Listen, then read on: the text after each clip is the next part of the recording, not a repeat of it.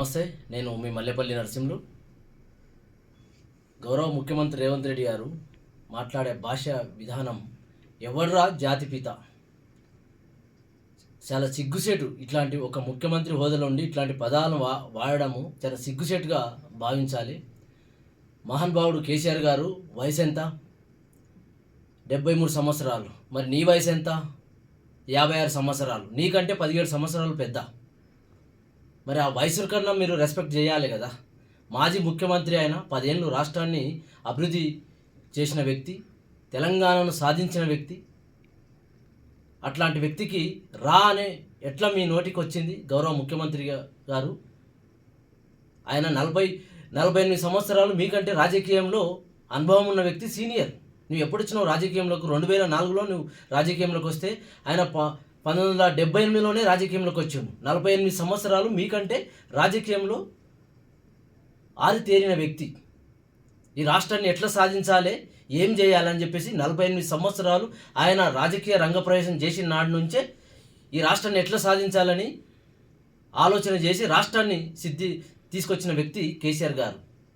జాతిపిత దేశానికి జాతిపిత మహాత్మా గాంధీ ఉన్నాడు. ఆ మహాత్మా గాంధీని కూడా ఏ పార్లమెంటు వ్యవస్థనో, ఏ ప్రధానమంత్రో, ఏ రాష్ట్రపతియో, లేకుంటే ఏ ముఖ్యమంత్రులు ప్రకటించలేదే జాతిపితని. ప్రజలు ప్రకటించుకున్నారు జాతిపితని. ఈ జాతిపిత అనే పదాన్ని ప్రజల ద్వారా వచ్చే పదం ఇది. ఈ ప్రభుత్వ వ్యవస్థలు మీలాంటి ముఖ్యమంత్రులు లేకుంటే ప్రధానమంత్రులు, రాష్ట్రపతులు ప్రకటించే అవార్డు కాదు ఇది. జాతిపితకు మీరు చెప్పండి, చరిత్రలో ఎక్కడైనా మహాత్మా గాంధీ గారికి పార్లమెంటు వ్యవస్థ ఏమన్నా అవార్డు ఇచ్చిందా జాతిపిత అని? లేదు కదా. కేసీఆర్ గారికి కూడా ఈ రాష్ట్రాని కోసం చావుకు దగ్గర పోయిన వ్యక్తి, చావాంచుల నుంచి తెలంగాణను సాధించుకున్న వ్యక్తి. కాబట్టి ప్రజలు జాతిపిత, ఈ తెలంగాణ జాతిపిత అని ప్రకటించుకున్నారు. వాళ్ళే ప్రకటించుకున్నారు. మీరు తుడిపితే ఏమైనా పోయేదా? అది కాదు కదా. నేను అనుకున్న వాళ్ళనే జాతిపిత ఉండొచ్చు మీకు కూడా. కానీ ప్రజలు ఆల్రెడీ డిసైడ్ అయ్యి కూర్చున్నారు, జాతిపిత, తెలంగాణ జాతిపిత గౌరవ కేసీఆర్ గారు అని చెప్పేసి. కాబట్టి ఏది ఏమైనా మీ భాష విధానాన్ని మార్చుకోండి గౌరవ ముఖ్యమంత్రి గారు. ఇది రాష్ట్ర ప్రజలకు మంచిది కాదు. ముఖ్యంగా స్కూల్ విద్యార్థులకు, కాలేజ్ విద్యార్థులకు మీ భాష విధానం వింటూ ఉంటే కొంచెం చిరాకు అనిపిస్తుంది.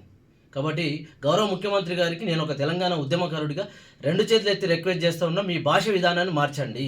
మీరు డైవర్షన్ పాలిటిక్స్లో భాగమే నిన్న కేసీఆర్ గారి మీద విరుచుకోపడ్డారు. ఇది యావత్ తెలంగాణ, ఈ అంశంలో యావత్ తెలంగాణ మీ పైన చాలా కోపంగా ఉన్నది. దయచేసి ఈ భాష విధానాన్ని మార్చుకోవాలని చెప్పేసి విజ్ఞప్తి చేస్తూ నేను మీ మల్లెపల్లి నరసింహులు. నమస్తే.